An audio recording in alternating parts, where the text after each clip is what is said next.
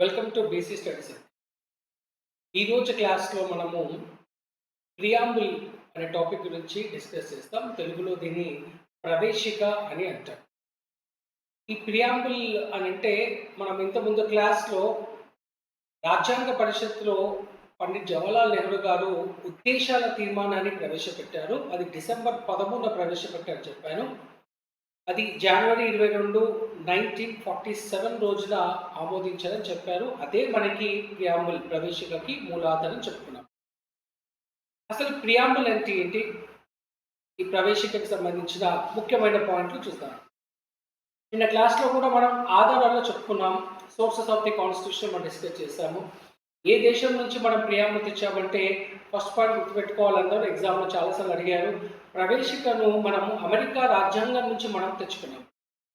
America రాజ్యాంగం నుంచి మనము ప్రవేశికని తెచ్చుకోవడం జరిగింది. ఇక్కడ ఫస్ట్ పాయింట్ చూడండి, USA, United states of America. Okay, United states of America నుంచి మనము ప్రవేశికని తెచ్చుకోవడం జరిగింది. ప్రియాంబుల్ ఇండికేట్స్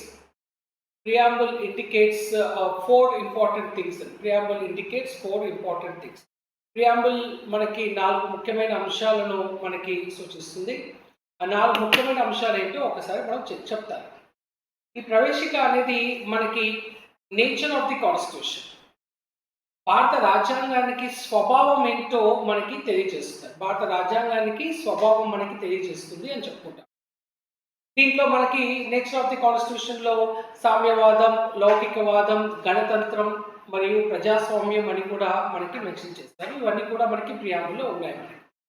రెండవది వచ్చేసి objectives of the Indian state అని. ఇక్కడ చూడండి, రెండో point objectives of the Indian state అని చెప్తాం మనం. Okay, so objectives of the Indian state అని. Objectives of the Indian state మన సెకండ్ పాయింట్లో చెప్పుకుంటాం.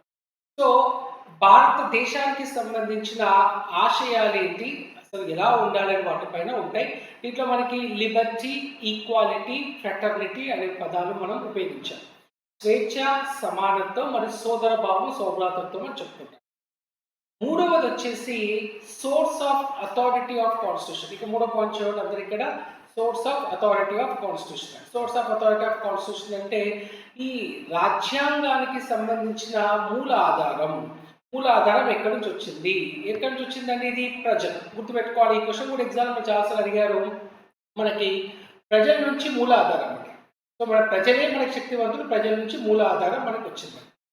నాలుగో పాయింట్ వచ్చేసి date of commencement of constitution అని చెప్పుకోండి. Date of commencement of constitution అంటే మనము ఏ రోజున మనము రాజ్యాంగాన్ని మనము అమల్లోకి తీసుకొచ్చాము. అందరికీ నిన్న క్లాస్లో డిస్కస్ చేస్తాం మనము ఇంతకుముందు దాంట్లో కూడా. 26 నవంబర్ 1949 రోజునే మన రాజ్యాంగాన్ని అమల్లో తీసుకొచ్చాము. ఆ రోజు నేషనల్ లా డే సెలబ్రేట్ చేసుకుంటాం మనము. 26 నవంబర్ 1949 గుర్తుపెట్టుకోవాలి. 26 జనవరి కాదు, 26 నవంబర్ 1949. ఓకే, నెక్స్ట్ వచ్చేసి ఆ తర్వాత మనకి నెక్స్ట్ ఒక ముఖ్యమైన పాయింట్ అందరూ గమనించాలండి. మనకి ప్రవేశిక సంబంధించిన ఒక ముఖ్యమైన పాయింట్ ఇది. ఆధారాలు ఎక్కడి నుంచి మనం స్ఫూర్తిని పొందాము, sources of the preamble. And ఎక్కడి నుంచి స్ఫూర్తి పొందామంటే నేను క్లాస్లో డిస్కస్ చేశాను. మనము objective resolution by Pandit Jawaharlal Nehru అని చెప్పాము. ఉద్దేశాల తీర్మానం పండిట్ జవహర్లాల్ నెహ్రూ గారు 13 డిసెంబర్ 1946 రోజున తను రాజ్యాంగ పరిషత్లో తను ఇంట్రొడ్యూస్ చేయడం జరిగింది. ఆ తర్వాత అక్కడ నుంచి మనకి రాజ్యాంగ పరిషత్తు జనవరి 22 1947 రోజున ఇది ఆమోదించడం జరిగింది.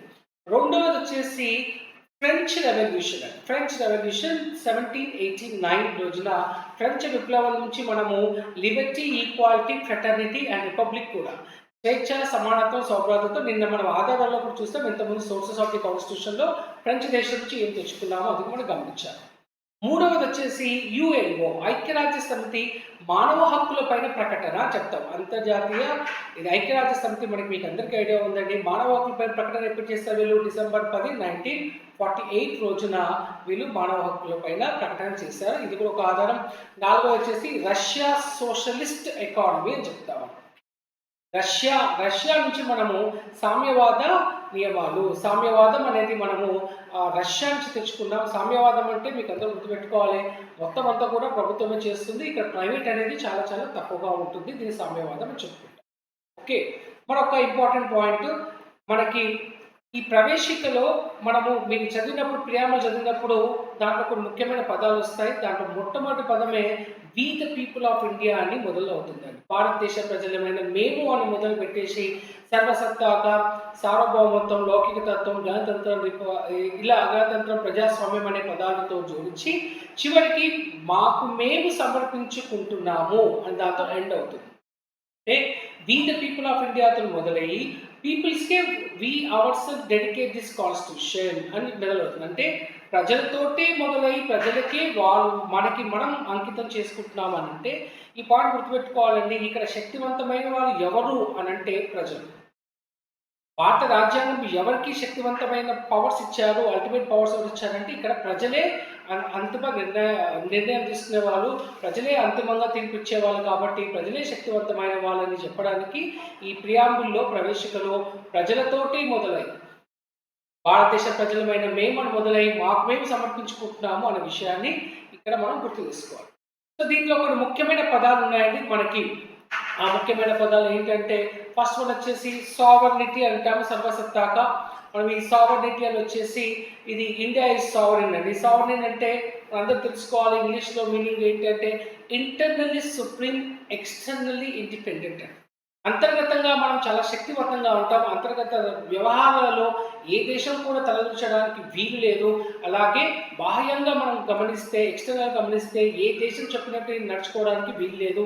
మనం స్వతంత్రం పొందినాం 1947 ఆగస్టు 15th నుంచి మనము సర్వసత్తాక అయ్యాము. కాబట్టి ఇది ఒకటి ముఖ్యమైన పదం. సో ఇక్కడ మనము ఇంకో పాయింట్ కూడా ఇచ్చాను చూడండి, India can either acquire territory, foreign territory and give away a part of its territory. So మరి ఏ ప్రాంతానైనా మనము తీసుకోవచ్చు, ఏ ప్రాంతానైనా మనం వదులుకోవచ్చు. ఇది మన ఇష్టం, ఇది మన ఇష్టం. ఈ పాయింట్ అందరూ గుర్తుపెట్టుకోవాలి. నెక్స్ట్ వచ్చేసి రెండవది వచ్చేసి సామ్యవాదం అని చెప్పుకుంటాం. సామ్యవాదం అంటే మీరు చూడండి, ఇక్కడ సామ్యవాదం అంటే మనం ఏం చెప్పుకున్నాం చూడండి. ఇక్కడ సామ్యవాదం అంటే Saint Simon and Robert Owen అనే వాళ్ళిద్దరు రష్యా వాళ్ళు ఈ సామ్యవాద నియమాన్ని చేయాలి. సామ్యవాదం అంటే అందరికీ ఉన్న వనరులందరికీ కూడా సమానంగా పంచివ్వడం, వనరులందరికీ కూడా సమానంగా పంచివ్వడం, వనరులు కేంద్రీకృతం అవ్వడానికి వీలు లేదు.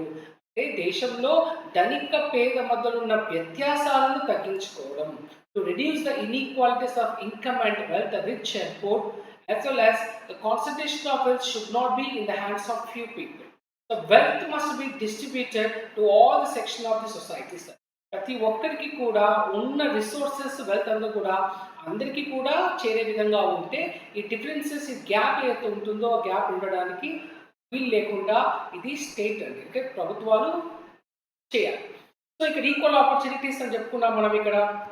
ఓకే, అందరికీ కూడా ఈక్వల్ ఆపర్చునిటీస్ అండి. మనకి డిపిఎస్పి ఆదేశిక సూత్రాల్లో మనకి సామ్యవాద నియమాలు ఆర్టికల్ 39లో కొన్ని ఇచ్చారు. మనకి సామ్యవాద నియమాలు 41, 42, 43 కొన్ని ఆర్టికల్స్లో మనకి ఉన్నాయి. సో నెక్స్ట్ వన్ వచ్చేసి మనకి establishment of socialist pattern of society అని చెప్పుకుంటాం మనం. Establishment of socialist pattern of society అని మనము చెప్పుకుంటాం. మూడవది వచ్చేసి లౌకిక తత్వం అని చెప్పుకుంటాం. సో లౌకిక తత్వం అంటే ఏంటి? లౌకిక తత్వం అని అంటే లౌకిక తత్వం అంటే సెక్యులర్ అంటామండి. సెక్యులరిజం అని అంటే మనం గుర్తుపెట్టుకోవాలండి, ఇక్కడ ప్రభుత్వాలు ఏ మతానికి కూడా అధికారం ఇవ్వదు, ఏ మతం కూడా ప్రభుత్వాలు ఇది ఫాలో చేయదు. ఏ మతానికి కూడా ప్రభుత్వాలు విలువ కూడా, అంటే విలువ అంటే ఒక ప్రత్యేకమైన శ్రద్ధ వహించదు, ప్రత్యేకమైన శ్రద్ధ చూపదు. ప్రభుత్వ దృష్టిలో అన్ని మతాలు కూడా సమానమే. అధికారికంగా ప్రభుత్వాలు, రాజ్యాలు, అధికారికంగా స్టేట్స్ ఏ మతాన్ని కూడా వాళ్ళు ఫాలో చెయ్యరు. ఈ పాయింట్ మీరు గుర్తుపెట్టుకోవాలి. సెక్యులరిజం అంటే ఇక్కడ స్టేట్ వచ్చేసి అన్ని మతాలు కూడా సమాన దృష్టితో చూడమే సెక్యులరిజం అని చెప్పుకుంటామండి. ఓకే, ఇది మనము పాతకాలంలో సర్వధర్మ సమభావన చెప్పుకుంటాం. సర్వధర్మ సమభావన అనే ఒక సూక్తి, ఒక ప్రిన్సిపల్ని మనం ఫాలో చేస్తాం. ప్రభుత్వ దృష్టిలో అన్ని ధర్మాలు అన్నీ కూడా సమానంగానే ఉంటాయి, సర్వధర్మ సమభావన అని చెప్పుకోవాలి. ఓకే. సో, ఈ ఈ ఇది ఎక్కడుంటుంది మన కాన్స్టిట్యూషన్‌లో అంటే, మనకి ప్రాథమిక హక్కుల్లో 25-28 మధ్యలో ఉన్న ఆర్టికల్స్ మీరు గమనిస్తే, మనకి రిలీజియస్ ఫ్రీడమ్ అని చెప్పుకుంటాం. ఫ్రీడమ్ ఆఫ్ రిలీజియన్ చెప్పుకుంటాము. ఆ 25-28 సంబంధించిన ఆర్టికల్స్‌లో మనకి సెక్యులరిజం సంబంధించిన ఆర్టికల్స్ ఉంటాయండి. అక్కడ ఏ మతమైనా స్వీకరించవచ్చు, ఏ మతమైనా మనము ఆచరించవచ్చు, ఏ మతాన్నైనా మనం వదులుకోవచ్చు కూడా, ఏదైనా కూడా మనం ఫాలో చేయొచ్చు. ఇవన్నీ కూడా మనం చేసుకోవచ్చు. సో ప్రభుత్వం మీకు అడ్డు చెప్పదు. కానీ మతం పేరు మీద మీరు అస్పృశ్యత అంటే మతం పేరు మీద మీరు అంటరానితనం ఫాలో చేయడం, మతం పేరు మీద మీరు మిగతా పనులు సమాజానికి నచ్చని పనులు చేయడం వంటి చేస్తే ఆ మతం పైన కొన్ని ఆక్షింతలు పరిమితులు కూడా ఈ ప్రభుత్వం విధించే అధికారం ఉంది. ఓకే. నెక్స్ట్ వచ్చేసి దీంట్లో నెక్స్ట్ నాలుగో పాయింట్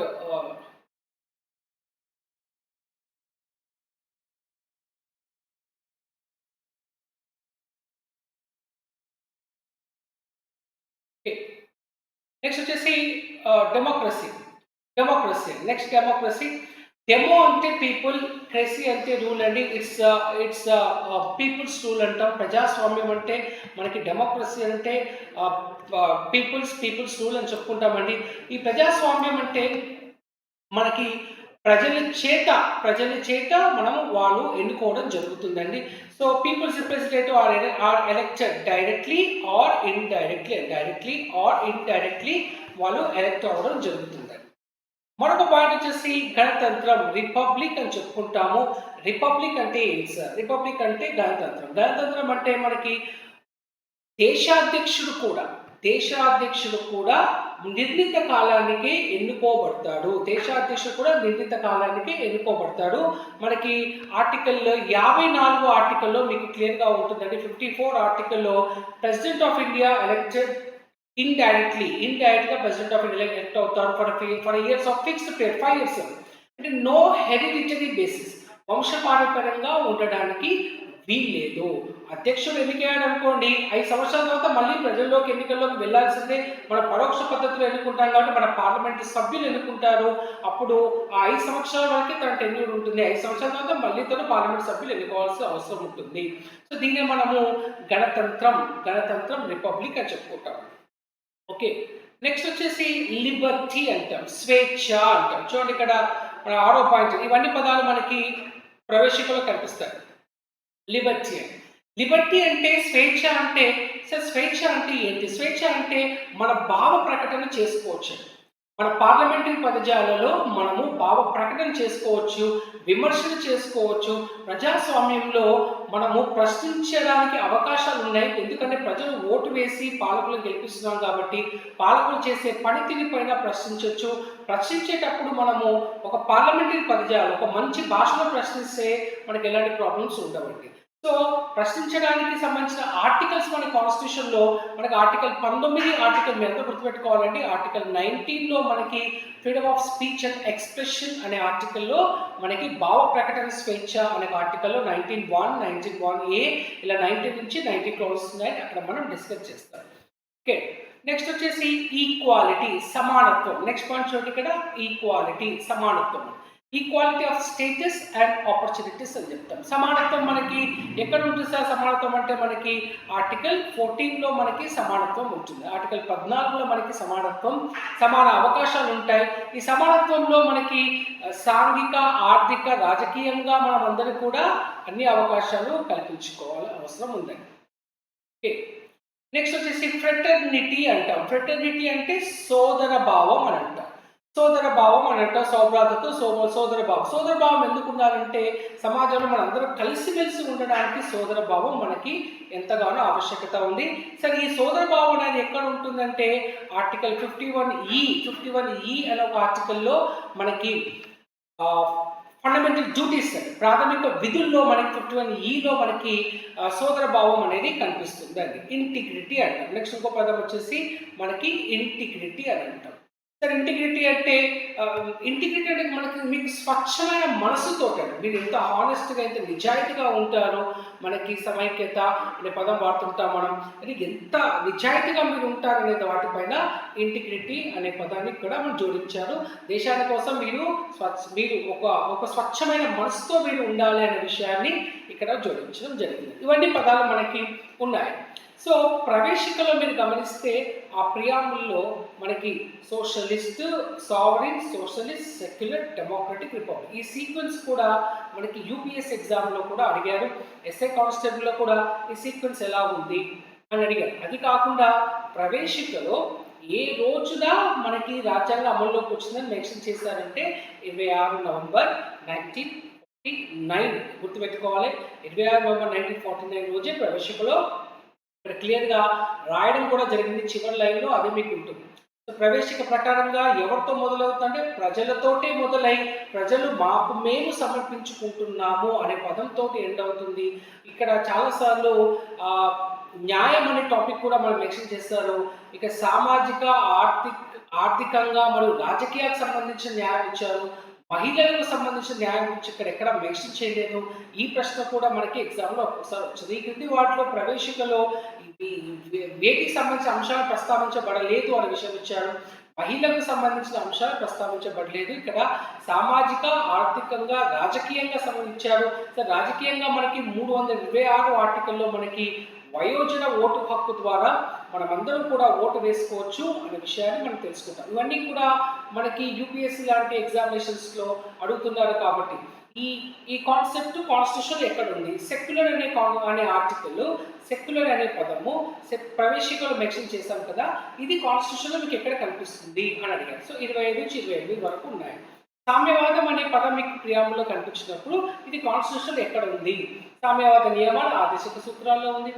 ఫ్రెటర్నిటీ అనే పదం మీకు ప్రియాంబుల్లో కనిపిస్తుంది. సోదర భావం అనే పదం మీకు ప్రియాంబుల్లో కనిపించినప్పుడు ఇది ఎక్కడ కాన్స్టిట్యూషన్ ఆర్టికల్లో ఉంది?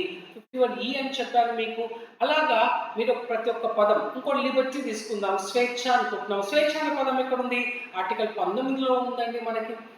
ఇలా మనం అందుకు తెలుసుకోవాలి. ఈ ప్రవేశిక చదివినప్పుడు మనకు అర్థమవుతుంది ఏంటంటే ఈ దేశ ప్రజలకి ఇవన్నీ ఉన్నాయి. మీరు మొత్తం ప్రవేశిక కాన్స్టిట్యూషన్ మొత్తం చదవాల్సిన అవసరం లేదండి. కేవలం ప్రవేశిక ప్రియాంబుల్ చదివితే చాలు మనకు అర్థమవుతుంది. ఈ ప్రవేశిక అనేది మనం ఎగ్జాంపుల్ తీసుకుంటే ఒక టెక్స్ట్ బుక్ కొన్నప్పుడు, ఒక పుస్తకం బయట మార్కెట్లో ఒక టెక్స్ట్ బుక్ కొన్నప్పుడు దానికి ఒక పేజ్ ఉంటుంది. తెలుగులో ముందు మాట అని చెప్పేసి, తొలి పరిచయం, ముందు మాట అని చెప్పేసి, ఫోర్వర్డ్ అనే పదాలు మెన్షన్ చేస్తుంటారు. ఇంగ్లీష్లో ప్రిఫేస్ మెన్షన్ చేస్తారు. ఆ పదంలో మీకు ఆ ఫస్ట్ పేజ్లో మీకు చదివితే మీకు అర్థమవుతుంది ఈ బుక్ ఎవరు రూపొందించారు, ఎవరికి డెడికేట్ చేశారు, ఈ బుక్లో ఉన్న అంశాలు ఎవరికి ఉపయోగపడతాయి, ఈ బుక్లో ఉన్న ఎసెన్స్ ఏంటి అనేది ఆ ప్రిఫేస్, ఆ ఫోర్వర్డ్, ఆ ముందు చూపు, ముందు మాట, రకరకాల పదాలు ఇస్తుంటారు. అది చదివితే చాలు పుస్తకంలో ఏముంటాయో అర్థమవుతుంది. అలాగే మన భారత రాజ్యాంగానికి కూడా ప్రవేశిక చదివితే చాలు, రాజ్యాంగం మొత్తం చదవాల్సిన అవసరం లేదు. ఈ కాన్స్టిట్యూషన్లో ఇవన్నీ ఉన్నాయని తెలుసుకోవడానికి మాత్రమే ప్రవేశిక ఉంది. అమెరికా రాజ్యాంగం నుంచి తెచ్చుకున్నాము.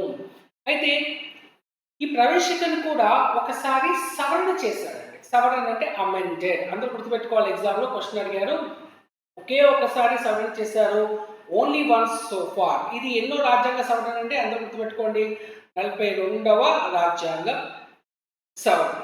ఈ 42వ రాజ్యాంగ సవరణ ప్రకారంగా 3 పదాలను జోడించారు. ఒకటేమో సామ్యవాదం, రెండవదేమో లౌకిక తత్వం, మూడవదేమో ఐక్యత, సమగ్రత. ఐక్యత అనే పదం లేదు. ఐక్యత అని చాలా పుస్తకాలు ఇస్తున్నారు. సమగ్రత అనే పదం మాత్రమే ఉంది. సో ఈ 3 వర్డ్స్ అందరూ గుర్తుపెట్టుకోవాలి. Socialist, secular as well as integrity అనే 3 పదాలు మనకి ఒరిజినల్ కాన్స్టిట్యూషన్ ప్రియాంబుల్లో చెప్పలేదు. ఇది 1976 తర్వాత 1976 42nd అమెండ్మెంట్ ప్రకారంగా ఈ 3 పదాలు వచ్చాయి. అయితే ఒకసారి మనకి గ్రూప్ 2లో ఒక క్వశ్చన్ ఇచ్చారు.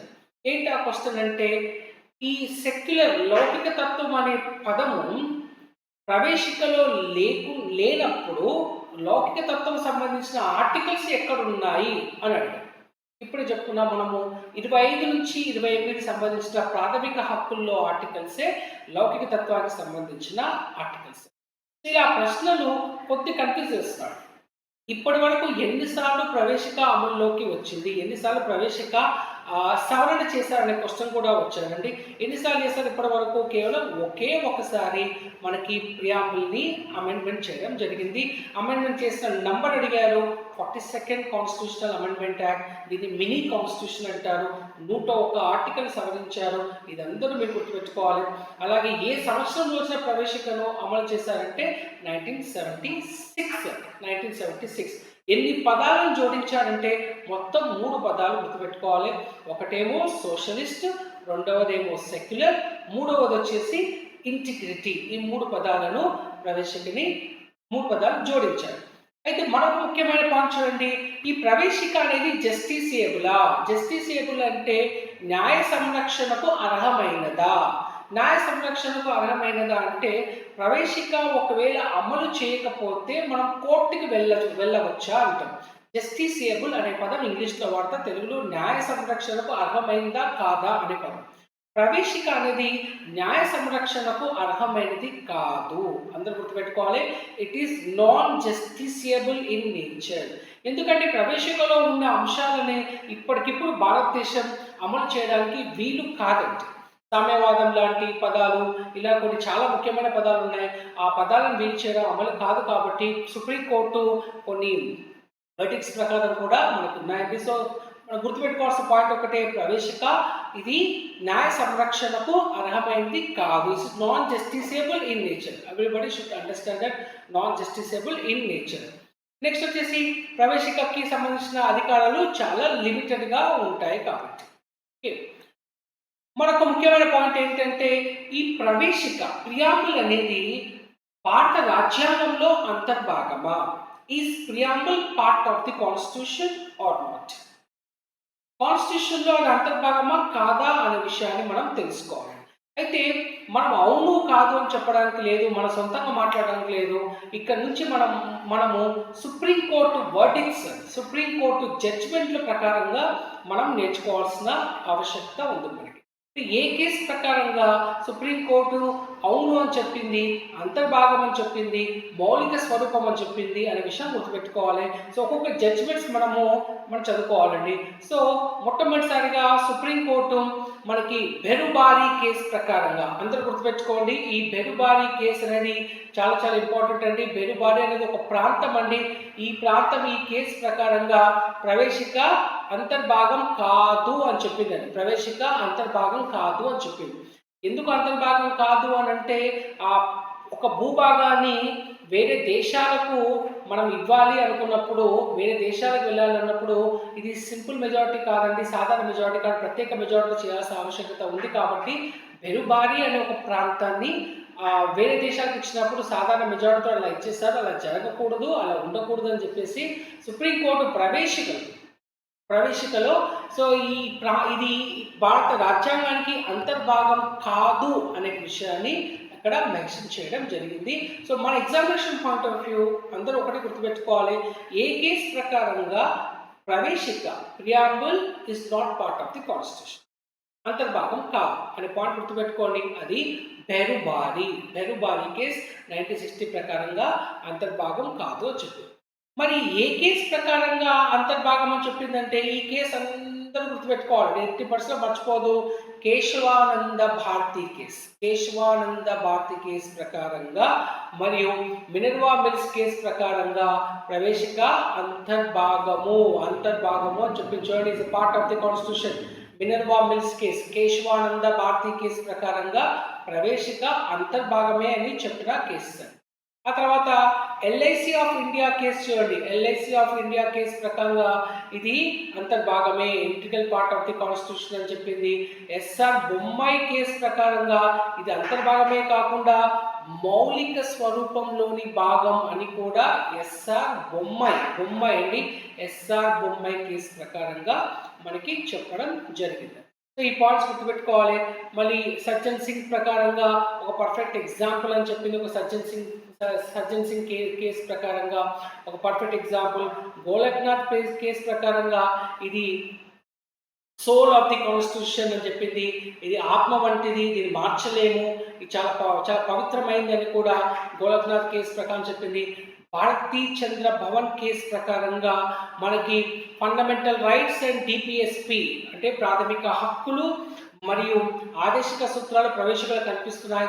ఇంతకుముందు చెప్పినట్టు కొన్ని పదాలు తీసుకుంటే అది ప్రాథమిక హక్కులు, ఆదేశ సూత్రాలు ఎక్కువ ఆర్టికల్స్ రిలేటెడ్ ఉన్నాయి కాబట్టి భారతీ చంద్ర భవన్ ఇది ఒక కేసులో ఇలా చెప్పడం జరిగింది. అయితే ప్రవేశిక పైన కూడా కొన్ని విమర్శలు కూడా ఉన్నాయండి. విమర్శలు ఎవరో ఏంటి విమర్శలు చేస్తారనే క్వశ్చన్ కూడా మనకి ఎగ్జామ్లో వస్తున్నాయి. సో ఇక్కడ వచ్చేసి ఫస్ట్ పర్సన్ వచ్చేసి కేఎం మున్షి. మున్షి ఇది ఒక రాజకీయ జాతకం లాగా చెప్పారు, పొలిటికల్ హోరోస్కోప్ అని. రాజకీయ నాయకులు చేసే జాతకం ఏంటి, రాజకీయ నాయకులు చేసే పని ఏంటో ప్రవేశిక ద్వారా చేయాలి కాబట్టి మున్షి కేఎం మున్షి అతను పొలిటికల్ హోరోస్కోప్ చెప్పాడు. ఎన్ఏ పాల్కీవాలా ఇది ఒక ఐడెంటిటీ కార్డ్, ఒక గుర్తింపు పత్రం వంటిది అని ఎన్ఏ పాల్కీవాలా వారు విమర్శన చేశారు. మూడో వచ్చేసి పండిట్ ఠాకూర్ దాస్ భార్గవ. పండిట్ ఠాకూర్ దాస్ భార్గవ వచ్చేసి ఇది సోల్ అని చెప్పారు, ఇది ఆత్మ మరియు అతి ముఖ్యమైనది, ఇది ఆభరణం వంటిది అని చెప్పారు. ఇది ఆభరణం వంటిది, ఇది తాళం చేయ వంటిది, అది చాలా ముఖ్యమైనది అని చెప్పేసి మనకు చెప్పింది ఎవరండి అంటే మనకి ఆభరణం. ఈ పదం గుర్తుపెట్టుకోవాలి, ఆభరణం అనే పదం చెప్పారు, ఇది ఆత్మ అనే పదం చెప్పారు, పండిట్ ఠాకూర్ దాస్ భార్గవ గారు చెప్పారు. సర్ ఎర్నెస్ట్ బార్కర్ ఇది కీ నోట్, ఒక ముఖ్యమైన సూచిక వంటిది, keynote of the constitution అని చెప్పింది సర్ ఎర్నెస్ట్ బార్కర్ అనే అతను విమర్శన జరిగింది. అయితే మరొక ముఖ్యమైన పాయింట్ అంటే ఈ ప్రియాంబుల్ ప్రవేశిక చూస్తే అదొక మంచి డిజైన్ చేయడం ఉందండి, బాగా చక్కగా దాన్ని అలంకరణ చేస్తారు. ఈ అలంకరణ చేసిన వారు ఎవరంటే రామ్ మనోహర్ సిన్హా అండ్ నందలాల్ బోస్. ఈ పేరు వినే ఉంటారు, నందలాల్ బోస్ పేరు వినే ఉంటారు, ఫేమస్ క్యాలిగ్రాఫిస్ట్. మనకి ఇతను ప్రియాంబుల్ని చాలా చక్కగా తను చేయడం జరిగింది, చాలా చక్కగా తను డెకరేషన్ చేయడం జరిగింది. ఇది ప్రవేశిక. అందరూ గుర్తుపెట్టుకోండి, ప్రవేశిక పైన గ్రూప్ 2లో ఒకసారి 4 నుంచి 5 ప్రశ్నలు పట్టాయి. ఓన్లీ ప్రియాంబుల్ పైన క్వశ్చన్స్ వచ్చాయండి. ఖచ్చితంగా 1 or 2 క్వశ్చన్స్ వస్తున్నాయి. చాలా చిన్న టాపిక్ ఇది. ఆ టాపిక్ నుంచి మొత్తం మీరు కవర్ చేస్తే ఖచ్చితంగా మీకు అన్ని క్వశ్చన్స్ కూడా ఎగ్జామినేషన్ అన్ని క్వశ్చన్స్ కూడా మనకి ఇక్కడే మనకి మన క్లాస్ నోట్స్ నుంచి మనం చూపించిన దాంట్లో నుంచి మనకి ఉంటాయి. సో దయచేసి ప్రియాంబుల్ పైన ఇంకొద్దిగా గ్రిప్ తెచ్చుకోవాలండి. నేను చెప్పినట్టు ఆ ఆర్డర్ ఏంటి, సర్వసత్తాక, సామ్యవాద, లౌకికతత్వం, ప్రజాస్వామ్యం మరియు గణతంత్రం, ఈ ఆర్డర్ ఒకటి చదువుకోవాలి, సవరణ చదువుకోవాలి, ఒకే